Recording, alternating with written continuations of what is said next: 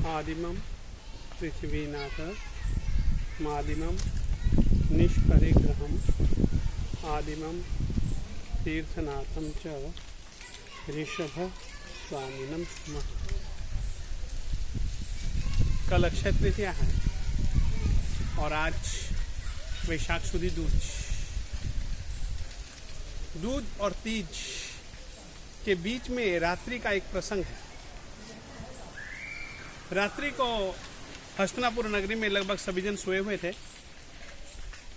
और ऐसे समय पर सोते सोते 3 जनों ने अलग अलग सपने देखे। सामान्यतया आप लोगों को ख्याल रहना चाहिए, सपने संकेत होते हैं भविष्य के, और जिस तरीके से भविष्य को जानने के लिए ज्योतिष इत्यादि न जाने कितने साधन हैं, ऐसे साधनों में से एक साधन है सपना। नगर के राजा सोमप्रभ ने भी सपना देखा। नगर सेठ जिसका नाम था सुबुद्धि सेठ, उन्होंने भी दूज की रात में एक सपना देखा और स्वयं राजकुमार श्रेयांश कुमार ने भी एक सपना देखा। सपना देखने के बाद रात्रि को ही वे जाग गए। तीनों जन सोचने लगे अपनी अपनी जगह पर बैठ करके कि अरे यार, इतना मधुर, इतना मांगलिक सपना, सपने का क्या फल होगा? सपना कोई मेरे से संबंधित तो है नहीं, सपने का क्या संबंध है, क्या संबंध नहीं, सभी जनों ने दिल में सोचा, परंतु किसी को कुछ भी पता न लगा। अक्षय तृतीया का दिन, सुबह सुबह राजसभा में सब जन इकट्ठे हुए। स्वस्ति वाचन की प्रक्रिया समाप्त हुई। सभी जन आपस में विचार विमर्श कर रहे थे। उस समय सबसे पहले राजाधिराज सोमप्रभ के लड़के जिसका नाम था श्रेयांश कुमार, उसने कहा, पिताजी मैंने एक सपना देखा।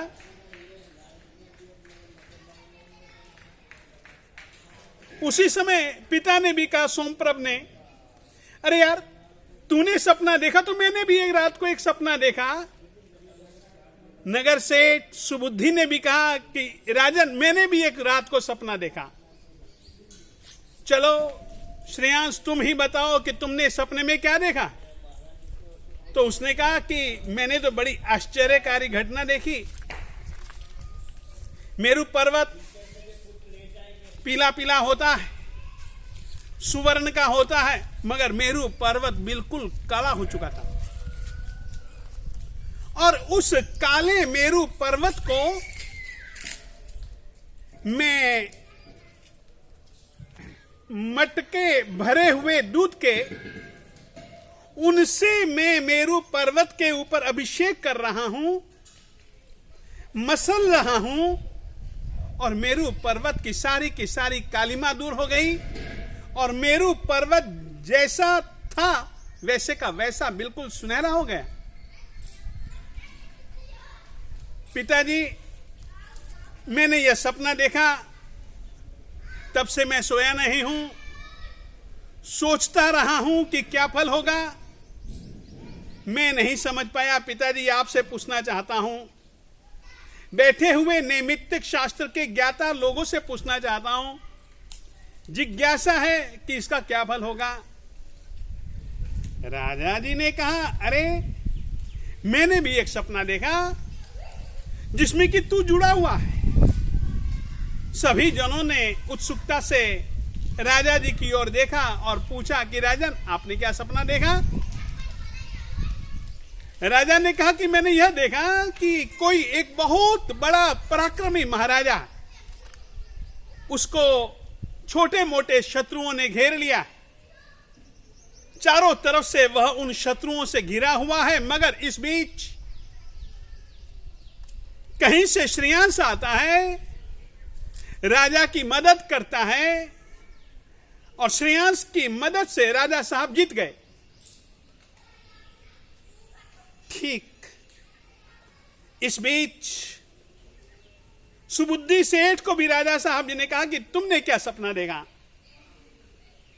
सुबुद्धि सेठ ने कहा कि मैंने तो सपना बिल्कुल अलग टाइप का देखा और ऐसा देखा कि कभी होता ही नहीं।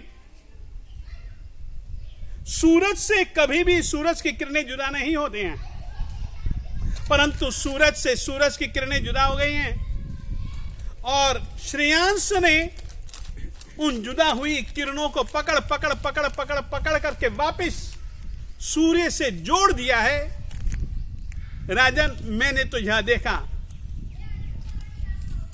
तीनों जनों ने अपना अपना सपना सुना दिया। नैमित्तिकों से पूछा कि भैया इस सपने का क्या फल होगा।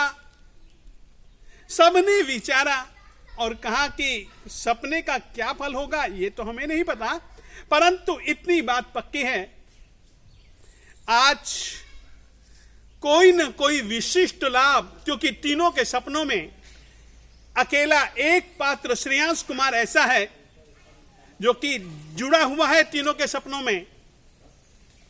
लाभ तो श्रेयांश कुमार को ही होगा, मगर क्या होगा, कैसा होगा, वो हम नहीं बता सकते।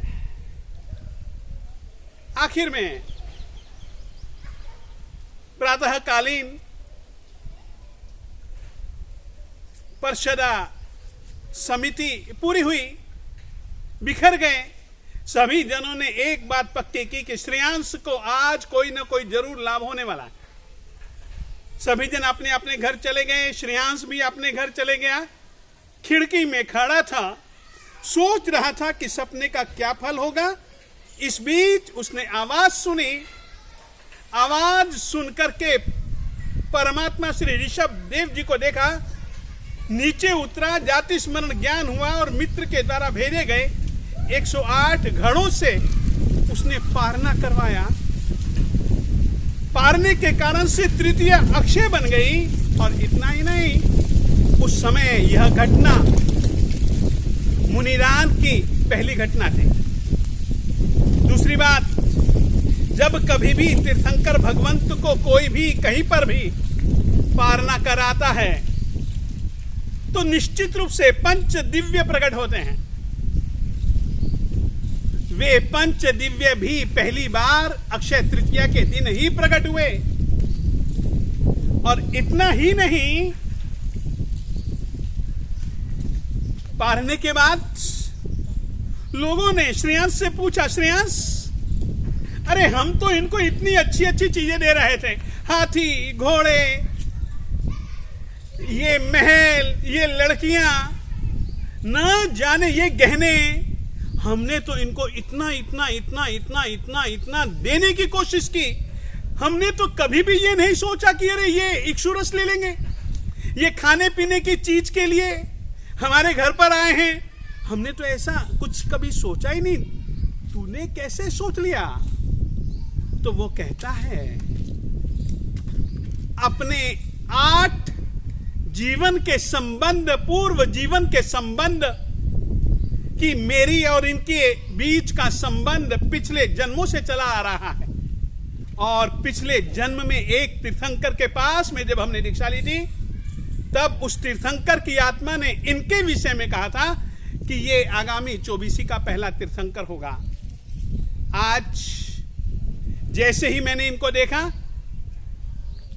और मुझको अपना पूर्व जीवन याद आ गया, और पूर्व जीवन को याद करके, पूर्व जीवन में मैंने मुनियों को दान दिया था, वो पद्धति मुझको याद आ गई।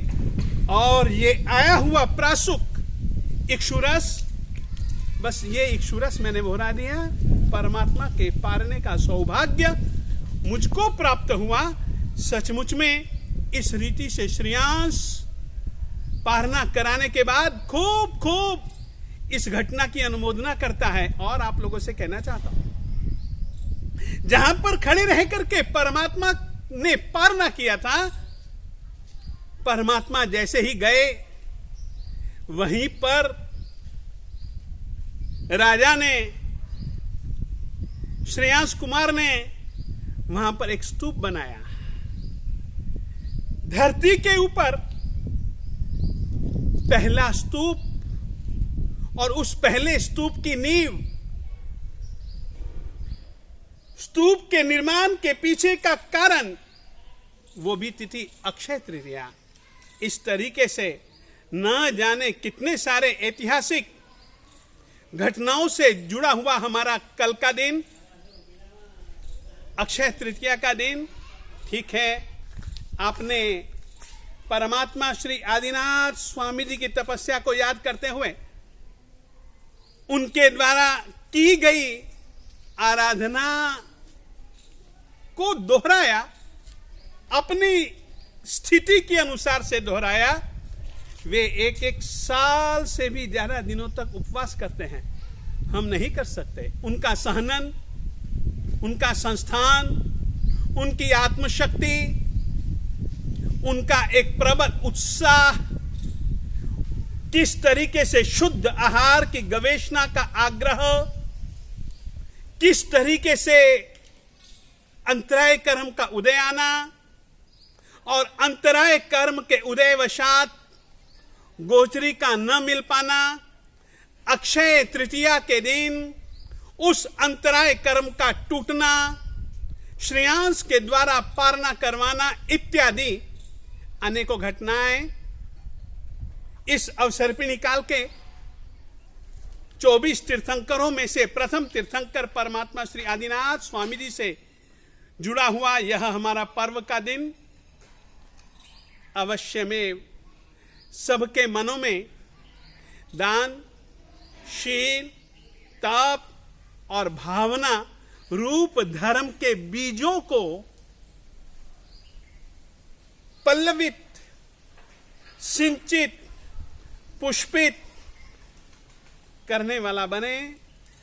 यह ही हम मुनियों की, आप तपस्वियों के प्रति मंगल कामना और हम सब साधु साध्वियों की ओर से आप लोगों को धर्म लाभ, धर्म लाभ, धर्म लाभ।